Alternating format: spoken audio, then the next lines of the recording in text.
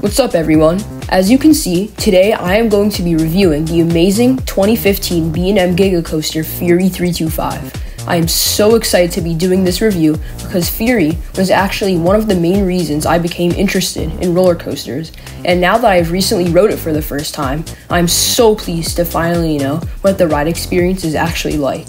First things first, let's get into the stats. A height of 325 feet, a top speed of 95 miles per hour, and a track length of 6,602 feet.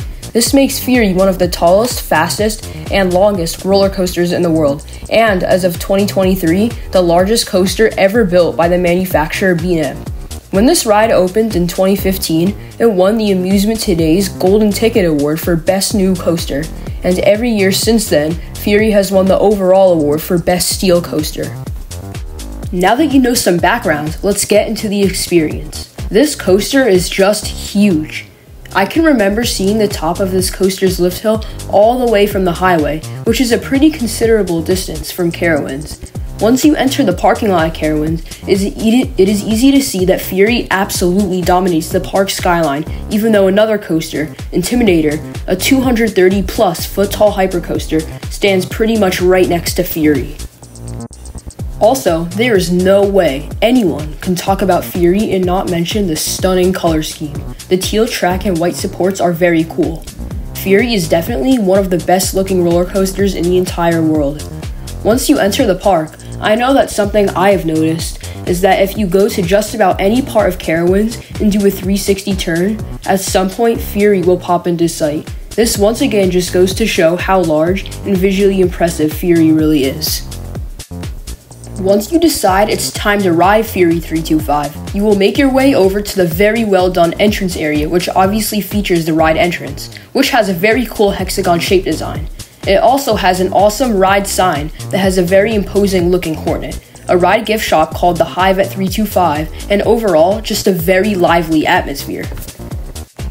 Fury doesn't really have any theming, but by no means is that a bad thing. Once you reach the station, you will board a train that is found on other B&Ms. There are 8 rows, with each row seating 4 people.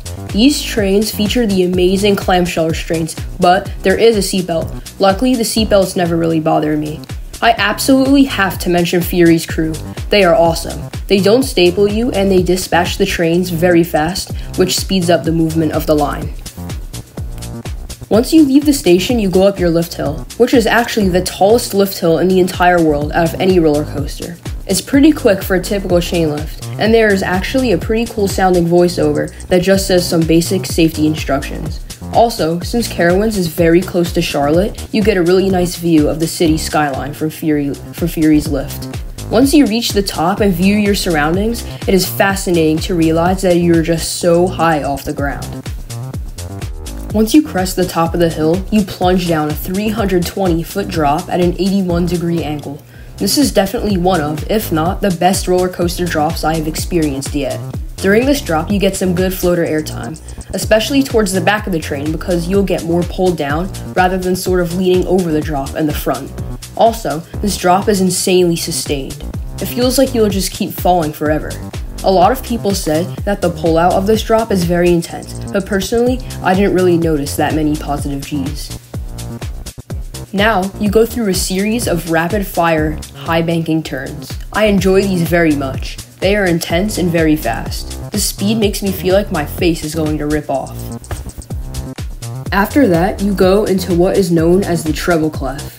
This element is also very intense and fast, but it is still very unique.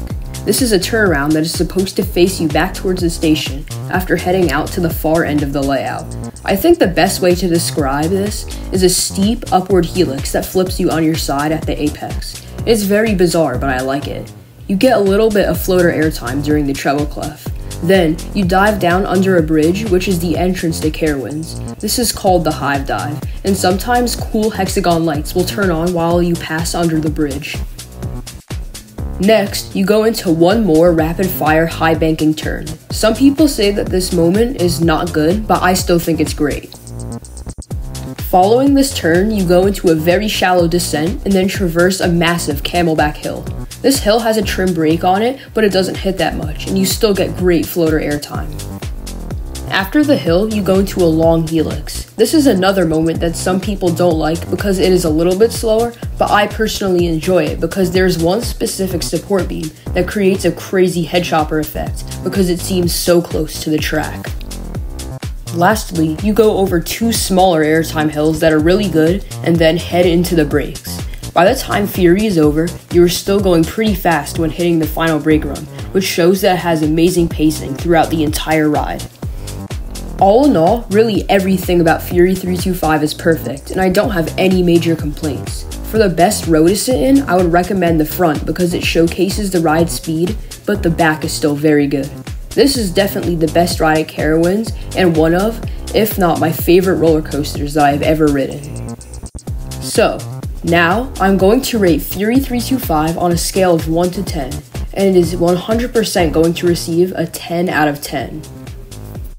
Okay, that's it for this video. So, thanks for watching. Let me know your opinion of Fury 325 and make sure to like and subscribe to the channel for more. Bye guys.